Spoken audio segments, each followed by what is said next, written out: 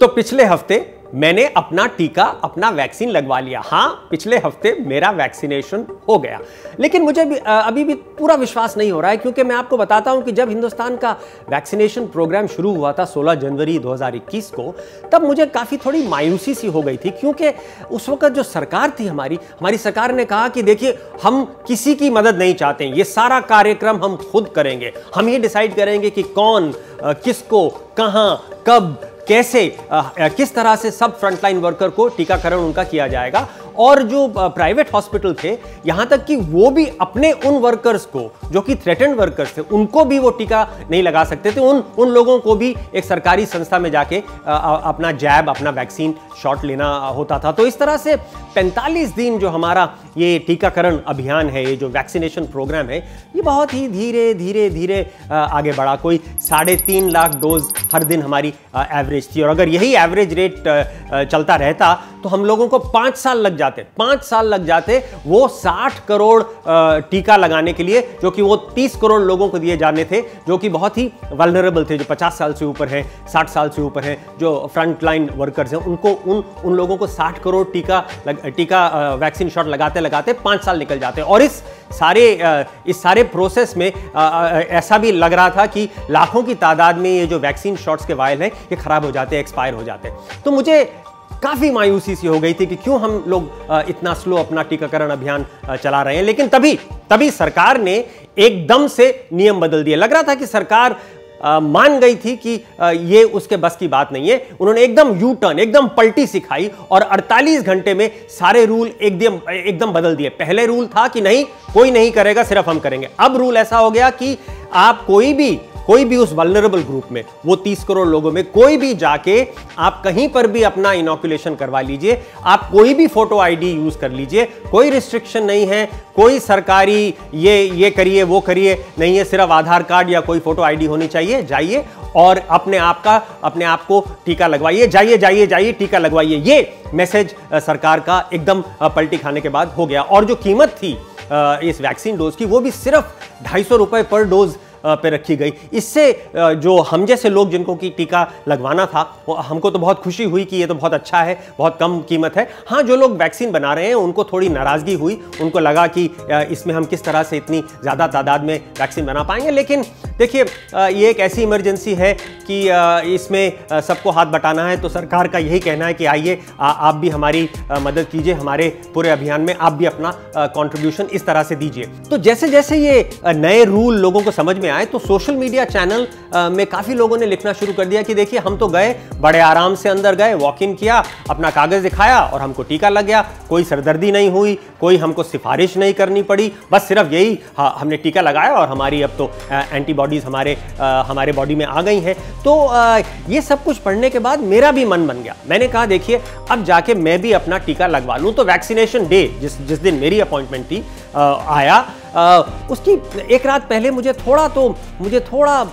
थोड़ा मैं डर रहा था कि क्या मेरा एक्सपीरियंस कैसा रहेगा। लेकिन मुझे डरना नहीं चाहिए था, क्योंकि जब मैं गया वैक्सीनेशन सेंटर तो सब कुछ आराम से हो गया। हाँ, ये मैं ज़रूर मानता हूँ कि ये जो साउथ दिल्ली टाइप लोग कहते हैं ना, कि किसी तरह से हम लोग जो प्रिविलेज लोग हैं, हमने एक अपने सहयोगी को आगे भेज दिया था, जिसने जाके सब कुछ पता लगा लिया था कि किस तरह से ये प्रक्रिया होगी। तो हमारे लिए काफ़ी स्मूथ रही।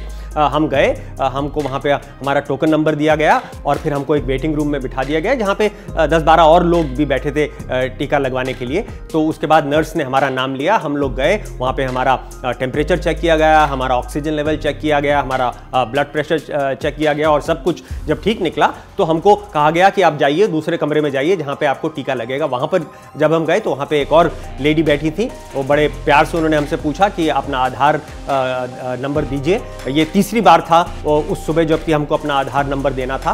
उन्होंने उस नंबर को अपने कंप्यूटर में डाला और कहा जाइए, अब आप जाके इस पर्दे के पीछे जाके अपना टीका लगवा लीजिए। तो जब मैं वहाँ पे गया तो जो नर्स टीका लगवा रही थी, उन्होंने कहा, सर एक बहुत गहरी सांस लीजिए, डीप ब्रेथ लीजिए। और मैं गहरी सांस ले ही रहा था कि उन्होंने खटाक से मुझे यहाँ पे टीका लगा दिया और बहुत ही आराम से लग गया। मुझे ना कोई दर्द हुई, ना कुछ खास पता चला। बहुत ही आराम से पूरी प्रक्रिया पूरी हो गई और फिर हमको एक और डेस्क पे ले जाया गया। वहाँ पे एक बार फिर हमारा आधार नंबर मांगा गया और वहाँ पे जो नर्स बैठी थी उन्होंने कहा कि देखिए, वैसे तो कुछ होगा नहीं, लेकिन अगर आपको लगे कि आपकी सांस फूल रही है, आपको नौजिया हो रहा है, आपको बुखार आ रहा है या लूज मोशन हो रहे हैं, तो आप ये उस वक्त 500 मिलीग्राम की क्रोसिन की गोली ले लेना और आपको इसमें कोई चिंता करने की ज़रूरत नहीं है। इसके बाद हमें कहा गया कि जाइए आधा घंटा एक और कमरे में इंतज़ार कीजिए, जहाँ पे 6, 7, 8 लोग और बैठे हुए थे और आधे घंटे के बाद हम आपको कह देंगे, अगर आप ठीक रहेंगे तो आप जा सकते हैं। और उसी वक्त मेरे फ़ोन पे एक SMS भी आ गया और हम जो 3 लोग एक साथ गए थे उनमें से एक का वैक्सीनेशन सर्टिफिकेट तो SMS पे आ गया, लेकिन बाकी 2 का नहीं आया। ये एक ग्लिच था। हमने बहुत कोशिश करी कि हमको वो SMS कहीं से मिल जाए, लेकिन वो नहीं मिला। इसलिए हमको अस्पताल जाना पड़ा और अस्पताल से जाके वो 2 सर्टिफिकेट लेने पड़े जो कि SMS से आ जाने चाहिए थे, लेकिन नहीं आए। लेकिन ठीक है, ऐसा कोई खास हमको दिक्कत नहीं हुई। और उस रात को मुझे थोड़ा सा बुखार आया, थोड़ा सा बॉडी एक हुआ, लेकिन कोई ऐसी खास चिंता की कोई ज़रूरत नहीं थी। और 48 घंटे बाद 2 दिन में तो मैं एकदम पूरी तरह से नॉर्मल हो गया, जैसे मैं पहले था बिल्कुल वैसा ही हो गया। और अब जब मुझे 4 हफ्ते वेट करना है अपने दूसरे टीका लेने के लिए, बूस्टर डोज लेने के लिए, तो मैं एक सवाल पूछ रहा हूं जो कि 2.5-3 करोड़ हिंदुस्तानी जिनको कि टीका लग गया है और पूरे दुनिया में तो कोई ऐसे करोड़ों लोग हैं जिनको कि पहला टीका लग गया या दूसरा भी लग गया है। वो एक सवाल पूछ रहे हैं कि देखिए, अब तो हमको टीका लग गया है, अब तो हमारे में एंटीबॉडी पैदा हो गई है, अब हम नॉर्मल क्यों नहीं जिंदगी बिता सकते?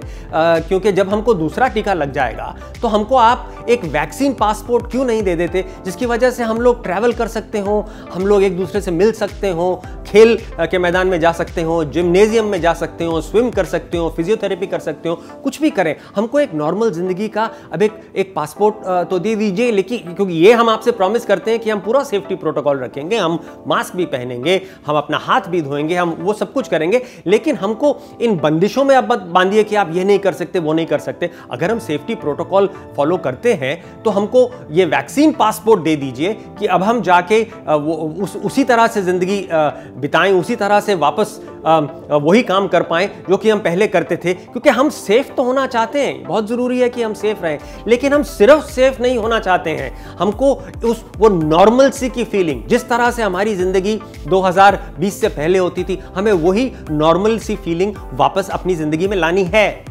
Now you just heard me say all of this stuff, thoughts, ideas in Hindi. But if you want to watch the same video in English, you need to go to our YouTube channel, The Quint, in English and see this very video there. और of course, अगर आपको ये हमारा video अच्छा लगा और ज़रूर लगना चाहिए, तो like, share and subscribe to our channel right now.